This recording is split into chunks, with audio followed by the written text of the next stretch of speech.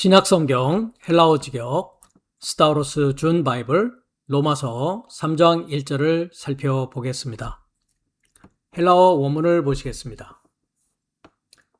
티, 운, 토, 페리손, 투, 유다요. 일단 여기 컴마까지 보시면 되겠습니다.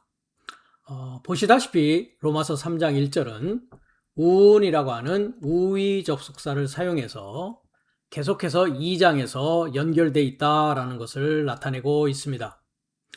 운이라는 접속사는 여러 번 나왔던 것인데요.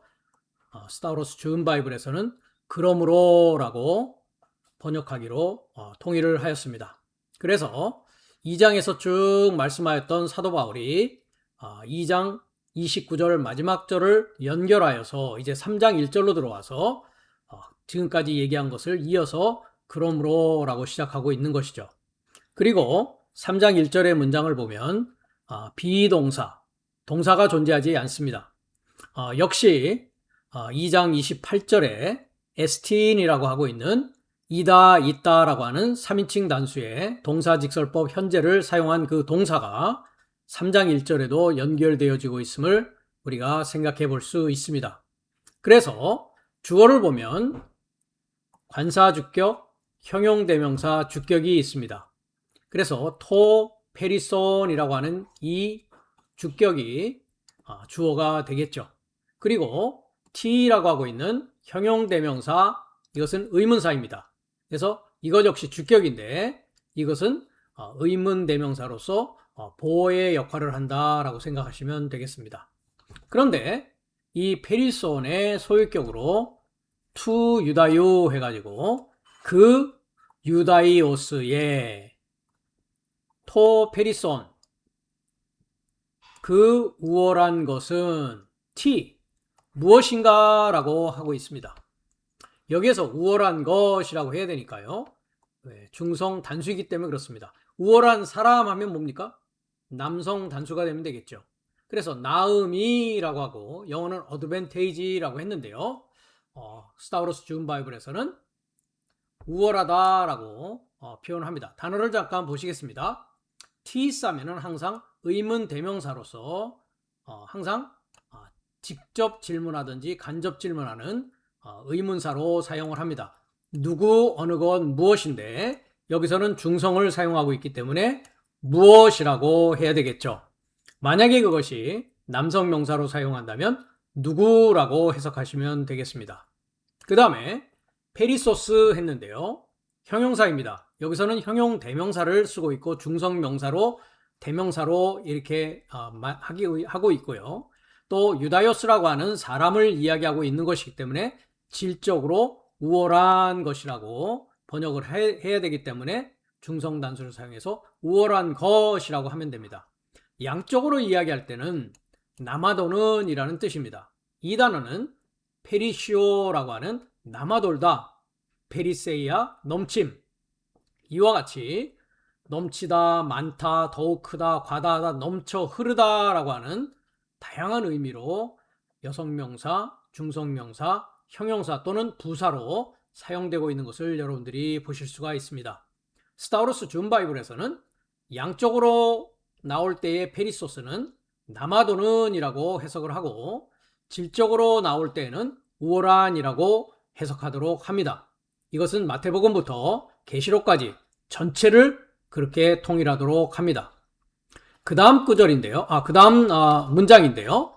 오펠레이아라는 것은 여성명사로 유익입니다. 이 단어는 우리가 과거에 동사로 오펠레오라고 하는 유익하다라는 단어가 이미 쓰인 바가 있습니다. 그래서 명사이기 때문에 유익이라고 해석하시면 되겠습니다. 그 다음 부분을 보시겠습니다. 했습니다. 이거 역시 접속사죠. 그래서 영어는 or이라고 하면 됩니다. or이라는 것은 혹은 또는 이라고 해석합니다. 그래서 여기서 스타우로스 준 바이블은 또는 이라고 했습니다. 며라고 했는데 이것은 그냥 번역자가 임의로 집어넣은 것입니다. 왜냐하면 여기 무엇이며 라는 게 굳이 있으니까 말이죠. 티스 헤 오펠레이아 테스 페리토메스 하면서 question mark 즉 물음표를 하고 있습니다. 마찬가지입니다. 무엇이냐라고 하는 것이죠. 5101번이 동일하게 의문 대명사로 쓰여지고 있죠. 무엇이냐? 무엇이? 헤 오펠레야. 그 유익이 무엇이냐? 테스 페리토메. 역시 소유격입니다. 그래서 그 유다요스의 나음이 무엇이고 그 할례의 유익은 무엇인가? 라고 질문하고 있는 내용이 되겠습니다. 해설을 보시겠습니다. 그러므로 유다요스, 즉 실존의 출현을 소망하는 자의 우월한 것은 무엇이며 또는 그 할례의 유익은 무엇인가? 라고 사도 바울이 묻고 있습니다. 우리가 지금까지 2장 전체를 통해서 살펴보았을 때 실존의 출현을 소망하는 자라고 하는 자들이 하나님의 말씀과는 전혀 다른 방향으로 소경의 인도자요 하나님의 말씀을 이해하지 못한 상태에서 하나님의 계명을 사람의 교훈과 그들의 사람의 전통에 따라서 성경을 임의적으로 해석하고 지키려고 하는 모습을 우리가 2장 전체를 통해서 살펴본 바가 있습니다. 그렇다고 했을 때 여기서 사도 바울이 유다요스의 우월한 것은 무엇이며 할례의 유익은 무엇인가 라고 했을 때 이 실존의 출현을 소망하는 자는 유다요스와 육체적으로 할례를 하고 있는 이 유다요스는 넷째 날과 다섯째 날 유다요스라 이름 부르는 종교인을 말하고 있는 것입니다. 우리가 이미 7날의 과정을 말씀드린 바 한 날부터 나의 셋째 날의 영적인 과정은 자연인입니다.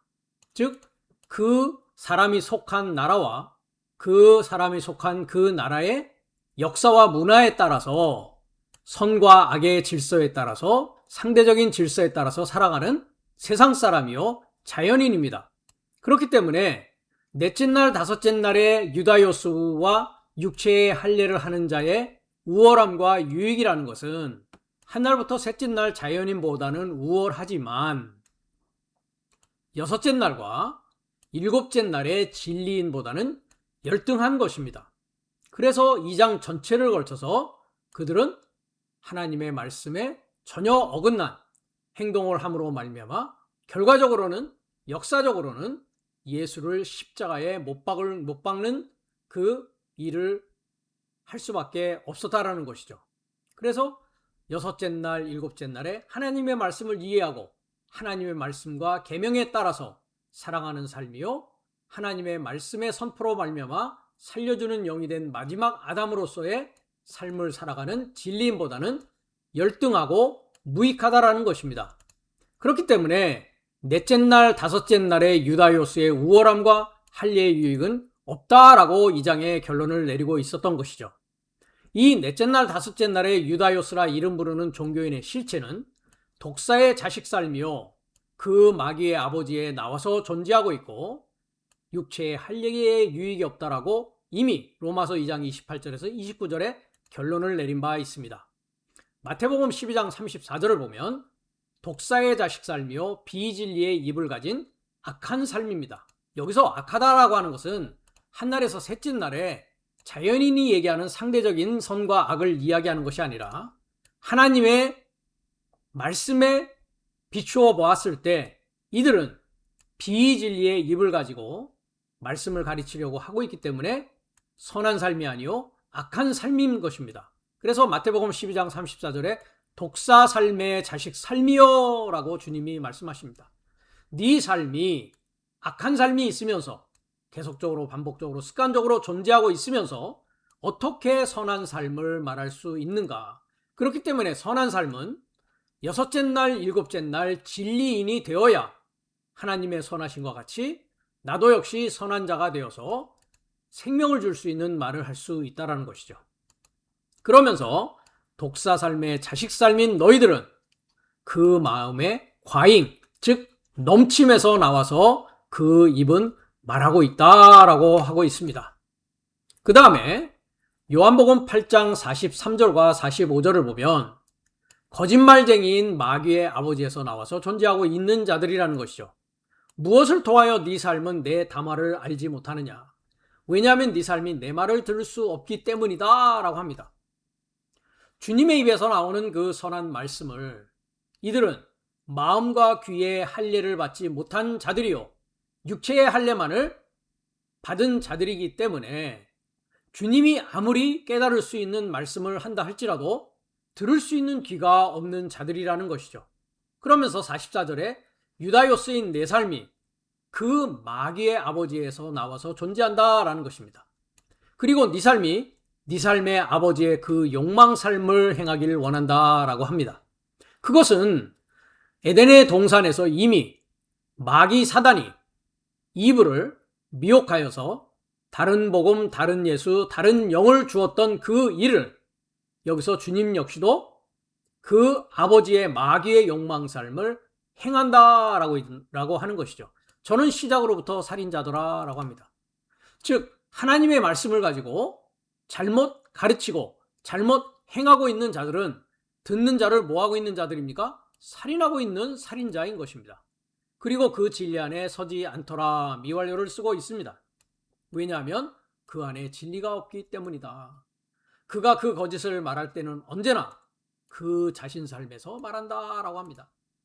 실존의 출현을 소망한다는 자들이 하나님의 말씀을 올바로 이해하여서 진리인으로서 하나님의 입으로부터 나오는 생명의 말씀으로부터 말하는 것이 아니라 그 자신의 지식과 그 자신의 생각에서 말하는 악한 입을 가진 자들이라는 것입니다. 왜냐하면 그가 거짓말쟁이이고 그것의 아버지이기 때문이다. 그리고 주님인 내가 진리를 말하기 때문에 네 삶이 나에게 믿지 않고 있다라고 책망하시는 부분입니다. 마지막으로 로마서 2장 28절에서 29절의 결론은 그 유다요스라고 이름 부르는 넷째 날, 다섯째 날의 종교인인 너희들의 육체의 할례의 유익은 존재하지 않는다라고 결론을 내린 바 있습니다. 왜냐하면 그 보이는 것 안에 유다요스는 존재하지 않는다. 보이는 것 안에 육체 안에 할례도 역시 존재하지 않는다. 오히려 숨은 것 안에 그 유다요스요 영 안의 마음의 할례가 존재하고 있다라고 했습니다. 이것이 여섯째 날과 일곱째 날의 진리인의 삶인 것입니다. 기록 안에 있지 않다. 즉 말씀의 기록 안에 있지 않고 그 기록의 말씀이 내 마음 바탕에 영으로 새겨진 영 안에 있다라는 것입니다. 그렇기 때문에 여섯째 날과 일곱째 날의 진리인의 칭찬은 사람 삶에서 나와 있지 않고 오히려 하나님에게서 나와 있다라고 이미 결론을 내렸습니다. 그래서 거듭 말씀드리지만 그 유다요스의 우월한 것과 할례의 유익은 한날에서 셋째 날의 자연인보다는 우월하고 유익하지만 여섯째 날과 일곱째 날의 진리인보다는 열등하다라고 사도 바울이 말씀하고 있습니다.